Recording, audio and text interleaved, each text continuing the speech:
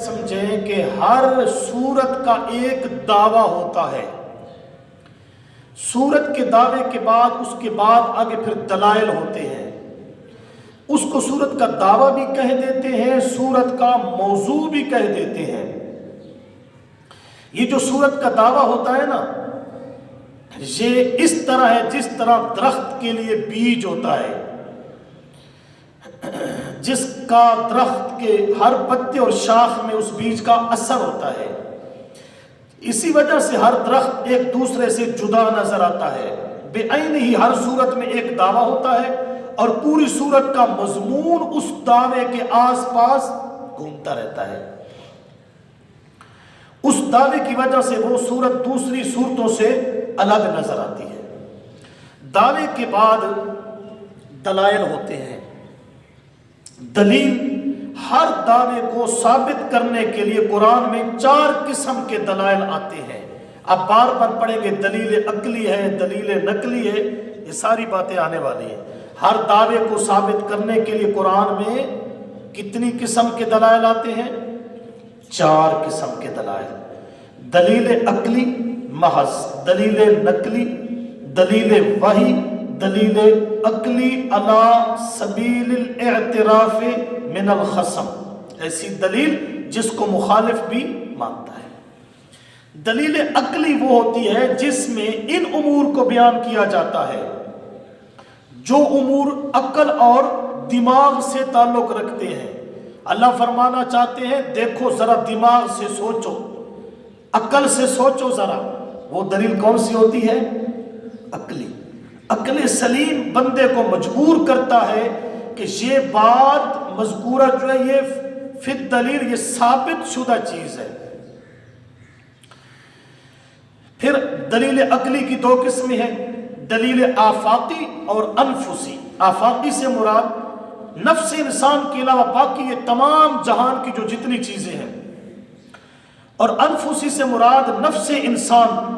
نفس انسان اپنے وجود کو دیکھ. سورۃ البقرہ میں اللہ نے فرمایا یا ایھا الناس اعبدوا ربکم الذی خلقکم والذین من قبلکم لعلکم تتقون. اللہ کی عبادت کرو. یہ کیا ہو گیا؟ دعویٰ. آگے دلیل کیا دی؟ الذی خلقکم، تمہیں پیدا کیا. یہ کون سی دلیل ہے؟ عقلی دلیل ہے. عقل سے سوچ، جو تیرا خالق ہے وہی عبادت کے لائق بھی ہے. اس کے آگے اور بھی دلائل دیے ہیں.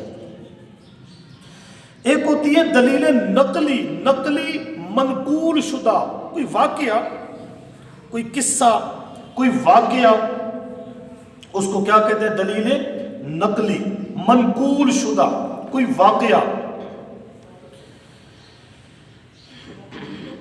انبیاء کا واقعہ ہو، ایک نبی سے ہو یا پہلی کتابوں سے ہو، کسی سے بھی ہو سکتا ہے.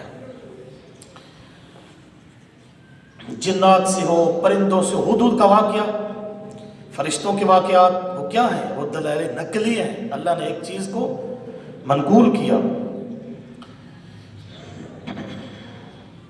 ایک ہوتی ہے دلیل وحی. کبھی دعویٰ کو ثابت کرنے کے لیے اس طرح کہا جاتا ہے کہ میرا پیغمبر اپنی طرف سے نہیں، وحی سے بولتا ہے.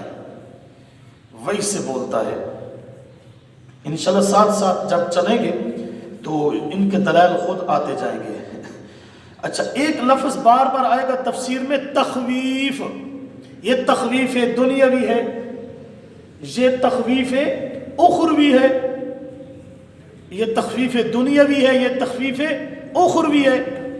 دنیاوی معنی دنیاوی، اخروی معنی آخرت کا. ٹھیک ہے، اس میں لفظ کیا بولا جائے گا؟ تخویف. تخویف کا معنی خوف سے ہے، ڈراوا.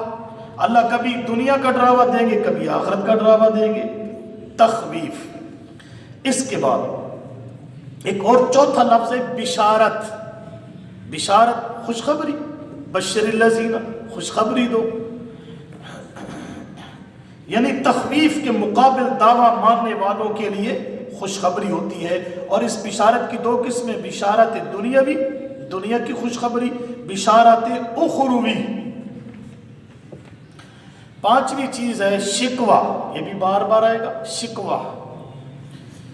دعویٰ کے جو منکر ہیں مختلف طریقوں سے جب دعویٰ پیش کرنے والے پیش کرتے ہیں اور وہ آگے سے انہیں تنگ کرتے ہیں تو کہ لوگ ان کے دعویٰ کو تسلیم نہ کریں، تو ان کے اس رویے پر اللہ کی طرف سے شکایت ہوتی ہے کہ دیکھو میرا پیغمبر دعویٰ پیش کرتا ہے، بجائے ماننے کی الٹا یہ لوگ اعتراض کرتے ہیں، تو یہ شکوہ بھی آئے گا۔ اس کے بعد ایک لفظ آئے گا تفسیر میں زجر۔ زجر زجر کا معنی ہوتا ہے ڈانٹنا، کسی کو ڈانٹنا۔ اس کے بعد ایک لفظ آئے گا تفسیر میں تسلی۔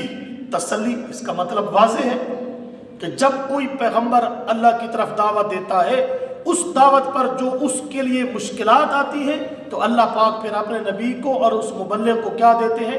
تسلی دیتے ہیں۔ اس کے بعد ایک لفظ ہے تنویر۔ تنویر دعویٰ، کبھی منکر سے دعویٰ کا بعض حصہ تسلیم کرا کر باقی ماندہ اسے وضاحت سے سنا دیا جاتا ہے، جس کی صراحت تردید نہیں کرتا، گویا کہ اس لحاظ سے صراحتاً اور ضمناً وہ مکمل دعویٰ تسلیم کر لیا گیا ہے۔ اس طرح امور مصلحہ، امور انتظامیہ پر تیار کرنے کے لیے جن چیزوں کو ذکر کیا جاتا ہے ان کو امور مصلحہ کہتے ہیں۔ نماز پڑھو، روزہ رکھو، حج کرو، زکوٰۃ کرو، ان امور سے بندے کی اصلاح ہوتی ہے اور امور انتظامیہ پر بندہ آمادہ ہو جاتا ہے۔ امور انتظامیہ تنظیم سازی ہے، جو لوگ دعوت کو مان گئے ان کو درست رکھنا ہے، ان کو منظم رکھنا ہے، تو اس کو کیا کہتے ہیں؟ امور انتظامیہ۔ اس کے بعد ایک لفظ اندماج آئے گا، ادماج بھی کہتے ہیں، اندماج بھی۔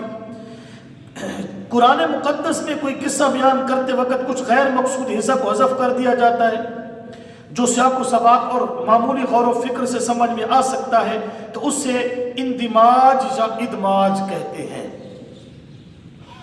اس کے بعد ایک لفظ بولا جائے گا ادخال الہی، کسی کا کلام نقل کیا جا رہا ہو یا کوئی ایک مضمون بیان ہو رہا ہو، درمیان میں اللہ کا ارشاد آ جائے جو اس قصہ یا مضمون سے تو نہیں ہوتا مگر اس سے کچھ نہ کچھ تعلق ضرور ہوتا ہے، تو اس کو کیا کہتے ہیں؟ ادخال الہی۔ اسی طرح ایک لفظ ہے اعادہ بعد عہد۔ قرآن میں ایک مضمون آ گیا اور اس مضمون کے نتیجے سے پہلے اس مضمون کے متعلقات آ جاتے ہیں، تو پھر نتیجہ ذکر کرنے سے پہلے اس چیز کو دہرایا جاتا ہے تاکہ نتیجہ کا اس مضمون کے ساتھ جوڑ اور ربط پیدا ہو جائے، اسے اعادہ بعد عہد کہتے ہیں۔ اور ایک اور اصطلاح ہے دفعیہ عذاب کے لیے امور ثلاثہ، یہ بھی تفسیر میں آپ کے پاس جو قرآن ہے اس میں لکھا ہوا ہوگا آیات کے نیچے، دفعیہ عذاب کے لیے امور ثلاثہ۔ قرآن میں جہاں کہیں عذاب کا ذکر آتا ہے تو وہاں عذاب سے بچنے کے لیے امور ثلاثہ بیان کیے جاتے ہیں۔ 3 کام، پہلا شرک نہ کرو، دوسرا ظلم نہ کرو، تیسرا احسان کرو۔ کبھی یہ اکٹھے اور کبھی متفرق طور پر بھی آ جاتے ہیں۔ اس کے بعد جو دعویٰ نہیں مانتے ان کی اصلاح کے لیے 3 طریقے قرآن میں آتے ہیں۔ پہلا طریقہ، جس مال و زر اور ظاہری جاہ و جلال پر مغرور ہو کر حق کا انکار کرتے ہو، یہ سب کچھ حقیر چیز ہے۔ اور دوسرا طریقہ وہ یہ بتایا جاتا ہے کہ جس مال و زر جاہ و جلال کی وجہ سے حق کو قبول نہیں کرتے ہو، یہ مال تمہارے لیے دنیا میں بربادی کا ذریعہ بھی بن سکتا ہے، پہلی قوموں کا جس طرح حال ہوا۔ اور تیسرا طریقہ کہ اگر تم نے حق کو تسلیم نہ کیا تو یہ دولت، یہ غرور، یہ مال، یہ تمہاری آخرت کو برباد کر دے گا اور باعث عذاب بن جائے گا۔